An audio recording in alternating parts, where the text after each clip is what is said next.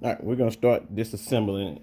Typically, because this piston is pulled out already, popped all the way out, typically you can just put just soap and water. Try to use soap and water so that you don't ruin the rubber. The rubber boots is the critical part about the calipers. So I'm gonna just try to usually pull the piston out, slow, work it around it. Sometimes you can heat them up and it be able to pop out. That's the piston right there. So that's the biggest thing right here. And this right here sometimes get built up on it. Typically it don't with that on there, but because of the build up inside the caliper piston from that time of not flushing the brake system out, it'll do it. But that's a piston here to rebuild that. Once we get this piston out, or better yet, we're gonna start on this one because it's already out. So let me pause it a second. I'm gonna show you how nasty the fluid be in and inside of it. And I'm gonna show you what happens and the reason why. I'm gonna set this, prop this here. Let me get a container. I'm gonna try to get a color container or a rag to pour it on. You know what? How about this? We'll pour it right here on this white rag here and show you how nasty it be in the inside. It's bright enough. You'll be able to see it. A little unprepared here. I got a lot of stuff on the bench, but it works. So I'm gonna show you. You can see how nasty it be. And the buildup be in the bottom of it. So the brake fluid itself is kind of clear. But if we take it, you can see the darkness that actually poured out of there. But if we take it and actually wipe down in there, you'll see how black and how much buildup be in there. So it gets really nasty in there. So I'm gonna stop there, and well, no, we're gonna try to work and get this rubber boot off. Clean it out a little bit. It's not gonna be a fast build, but we're gonna try to get it out of there best we can without ripping it. The thing about these calipers, the reason why I choose to rebuild them, mainly because I have a backup vehicle. I don't rely completely on this vehicle to drive. Is because when you go buy brake calipers, they always ask for a core because they're gonna sandblast it, paint it, or powder coat it, likely paint it, and do the exact same thing we're gonna do tonight is rebuild it and then resell it. And the price of reselling the price of rebuilding it versus buying it is significant.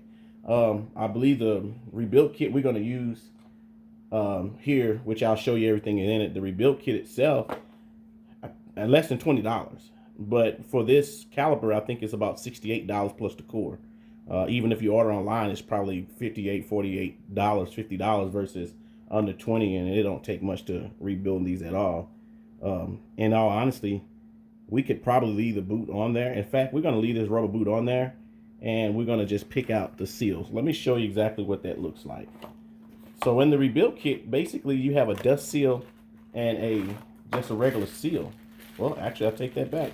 It actually comes with the boot, and I didn't know that. So there you have it. It comes with the boot. So we're gonna dig that out of there because it comes with the boot. I didn't know that. I thought they normally just come with the seal. So by coming with the boot, we're gonna dig that on out. So here's the thing about these calipers. Truth. All it is this seal. What happens is it's just a big O-ring, and then inside there it's a big O-ring, and what happens is swell up over time.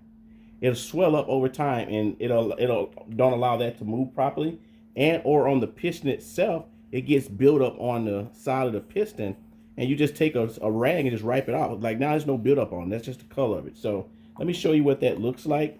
You'll be able to see a groove in the inside of it, but I'm gonna see if I can get a good picture for you guys inside the. Let me grab a flashlight. Of course, I don't have one handy, but stand by. We'll get a flashlight handy. Okay, so we found a flashlight. Now let's see if we can show you inside there. If you look inside there, you'll see that ring. That seal is right here. And that seal itself, all you have to do is what I always take a angle pick, and I'll go on the back side. I swipe up underneath it and then try to get in the groove in order to get it out. So let's see if I can show you why. I probably can't, but you get my point. That seal there, just pops out. If you can see it, how I just grabbed the seal and just pulled it out. This is the difference that these rebuilt kits make. This is all the issue be with those with the piston not just wiping it off with the piston not moving properly. It gets dirt built up and it'll swell up, and sometimes they'll swell up to the point that they just don't hold. It gets too big and just get too thick to be in there, and it just get too thick and big. But yeah, that's it. That's all it is right there, is that and cleaning this up. So I'm gonna work and get this piston out. Sometimes they don't come out that easy. You gotta, get some things, a puller sometimes, and get them out. But typically they'll pull out on their own. And then I'm gonna show you. Well, while we having that boot, let me just do it now. We're gonna usually it'd be on the side.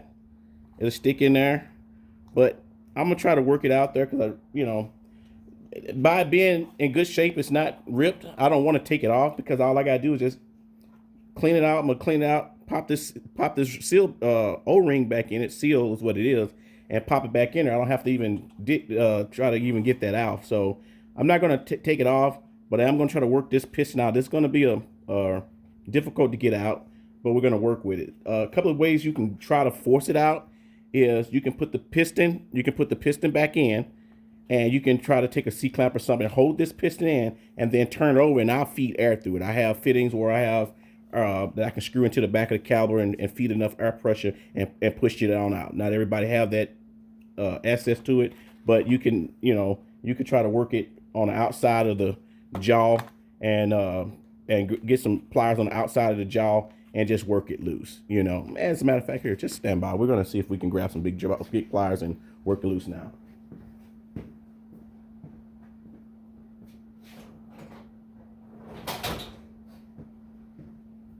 Or better yet, stand by. We're gonna get some big pliers and work it loose.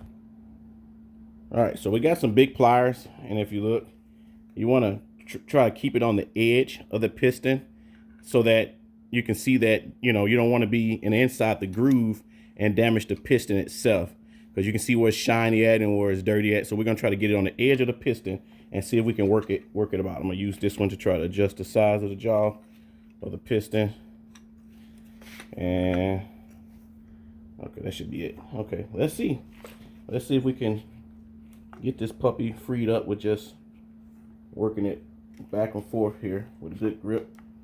Okay, we got movement. That's good. That's a good sign. But we still gotta work it out. Twisting it in place just don't get it. You gotta be able to pull it out. So I'm gonna try to pull out as I twist and see if I can get it to come out. It seems to be coming. There we go. But one that stick can be a pain, trust me. Right now. Woo, take a break there. Okay, I'm gonna grab it this way now. There we go. Now look at the difference of this piston.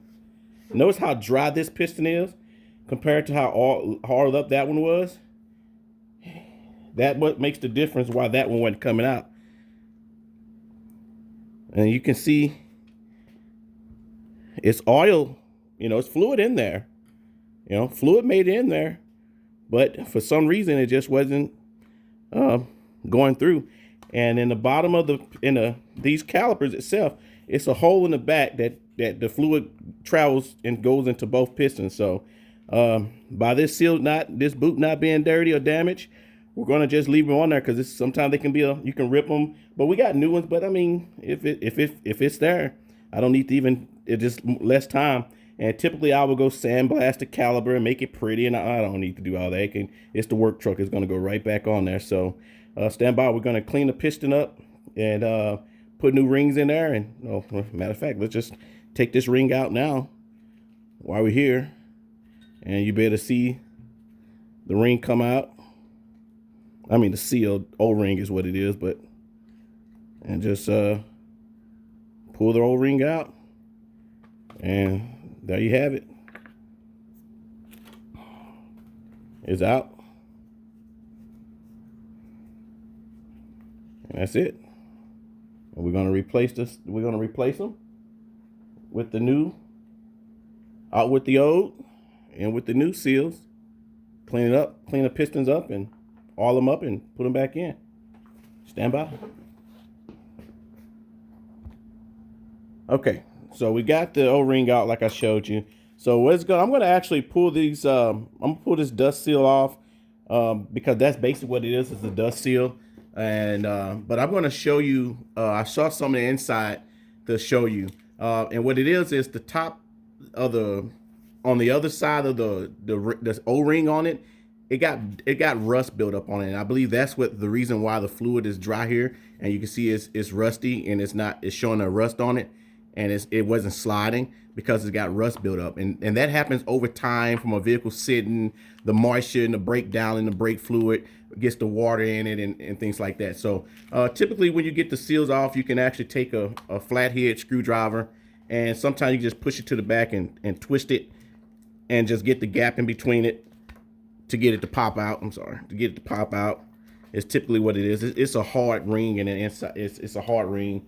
It's what it is. And you can just take it in and just twist it and it'll pop out. And the reason I'm choosing this one is because this has got the one that was sticking, and you'll be able to see exactly all the build up and the reason behind it. And it shouldn't take much to pop out now.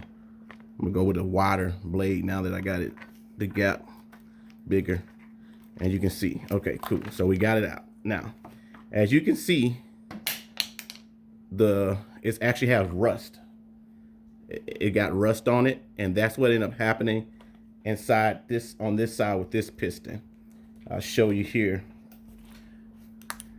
What happened with this one is, if you can see on the rim, the light might be too bright, but on the edge of the edge here has rust on it.